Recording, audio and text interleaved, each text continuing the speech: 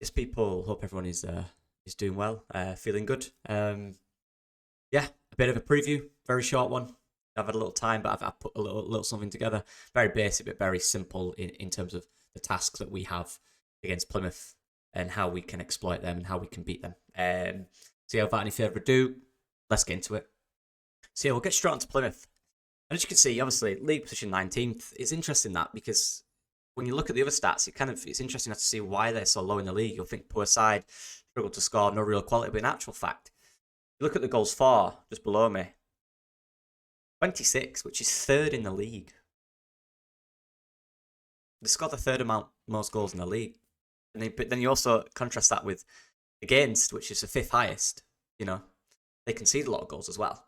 It's obvious right there from that one graphic the type of games they like to play. They like to outscore the opponents. That's how they go into games playing, given the personnel and the characteristics they have in their players.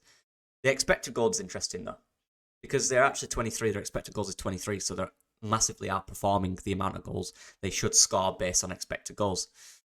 Their expected goals against is 29, which is the third highest, which is bad. So they're the third highest expected goals against in the entire league. So there's a clear dynamic in this game. There's a clear reason. There's an obvious route to win and also to lose. Team scores a lot of goals.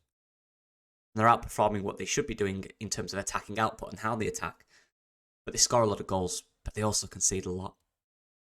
And that shows me room and places to exploit, how you can exploit their shape, exploit them on the counter, exploit them in possession, in whatever way we decide to attack. There's definitely ways you can exploit them because they concede a lot. And if it weren't for poor finishing, would concede a lot more. Possession, the low one in possession there. Yeah, 47.2%, 16th in the league. Nothing special there. What is a big aspect about this, and this is obviously coming off the Leicester game for Leeds United. You saw it winning those big games against the best teams in the league. But now this is where the litmus test comes in. Different type of test, that mentality test we spoke about. Starting games strong against teams that you can't just go in and expect to beat. You know, you've got to be humble, you've got to be realistic. Every team is set up to beat you.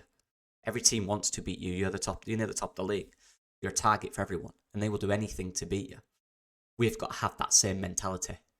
We can't have this where a Premier League team mentality, you know, they need the points more than us rubbish. Some Leicester people were speaking about, I saw not everyone, but a few of them, as rubbish.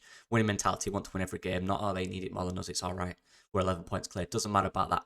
That's a horrible mentality for any team to have. Every single game is took by that game. Take every game by itself. Win, win, win. Same for us in this game. We need to win this game. We have not won a game away all season. We have not lost a game at home all season. And it's Leeds. No. It's simple as that. If we're really serious about this is the games you win. These are the games you have to go and win. Look at their attacking threat. And I just highlight things that maybe stood out because not a lot stood out. Generally speaking, Plymouth, they're to score more than they should. They're being very clinical in times. They concede a lot. But crosses are last in the league. They don't cross the ball a lot. Crossing accuracy is 23rd in the league as well. So this was obviously coming to what I'm about to say in a minute about the winger, where they do attack very direct. When I say direct, I don't necessarily mean long. The long passes were very average as well. You know, they didn't do a lot. They didn't do loads. They didn't do minimum. They did just middle of the league. So they'll attack with pace and be direct. And dribbles there. Dribbles per 90. 6th in the league. Shows kind of the way in which they like to attack. Through individual players, 1 or 2 quick passes, forward running. Success for them dribbles is 5th in the league as well. So good dribblers, be direct, forward. Once it gets to the final third, they've got quality players who can score and finish attacks. It's going to be, when they attack, they're going to be aggressive with it, they're going to be quick with it, and they're going to try and score goals. Quite simple. Defensively, and again, not a lot stood out. Very, not a lot of stats to give, but what I've got in shots against, 4th highest shots against in the league. A lot of shots against them. Shots blocked, 3rd highest. And this shows, and again, interceptions, 1st highest. This shows a lot of teams are countering on them. A lot of teams are having chances around the goal to either have shots where they block them or have shots on goal or interceptions. That's kind of, the way in which they play. So defensively, Again, nothing stood out as outstanding. They should have conceded more goals given expected goals against. They haven't. They've still conceded a lot. We have to exploit them with our quality in defence. We have to.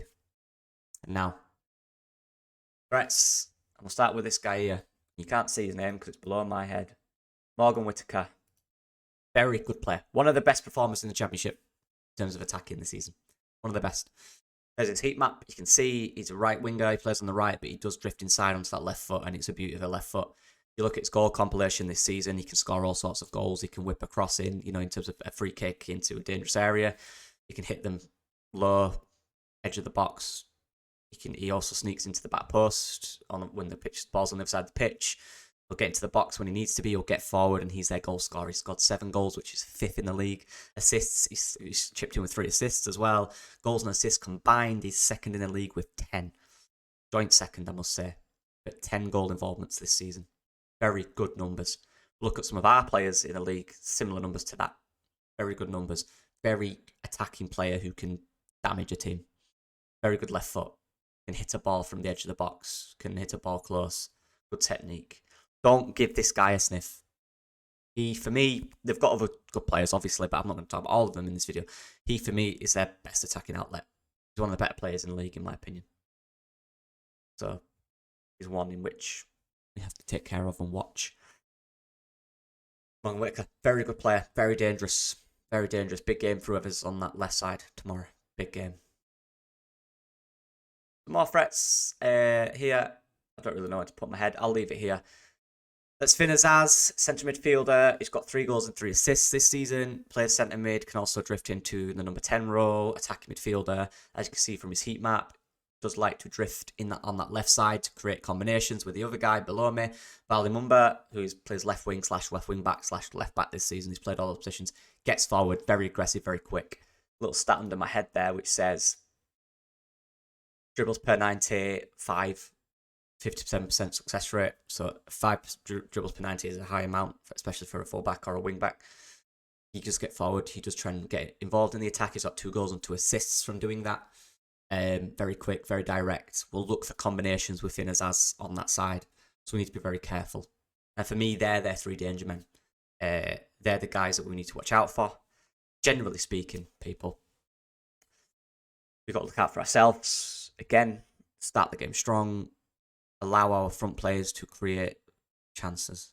Give them a foundation beneath them to be free and enjoy themselves and create chances and flow the game in which way they want. The back 4, whoever that is. Pascal is out, which is a blow. A huge blow. He's been one of the best centre-backs in the Championship. He's been absolutely brilliant for Leeds. Such a great influence, such a calming influence. It's huge that he's out. Huge. But we don't know how long that'll be. We'll have to see. But for this one game, we have to take it as this game. Whoever comes in, I don't know who that'll be yet, has to deal with the threats, have to organise well. Like I said, they have goal scorers in this team. They do. Morgan Whittaker is that guy. But I'd argue they kind of not lack a goal scoring 9, but a guy that's going to get on the score sheet a lot. Morgan Whittaker is their main goal scorer, who obviously plays out wide. So we've got to watch for them. We've got to watch for those threats. When late in the box, we've got to be careful. Be expressive. Be defiant. Be brave. Create chances. Get that crowd behind you. That's what Leeds United need to do tomorrow.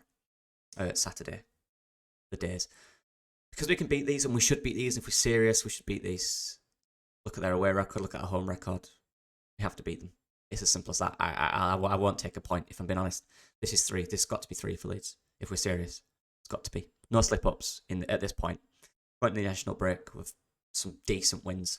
Come back out of it with some fitter players and even more ready to take on the Championship. But yeah, let me know what you guys think. Looking forward to this one. Always am, obviously. Yeah, let me know what you guys think. Yeah, appreciate all the support, and I'll see you soon.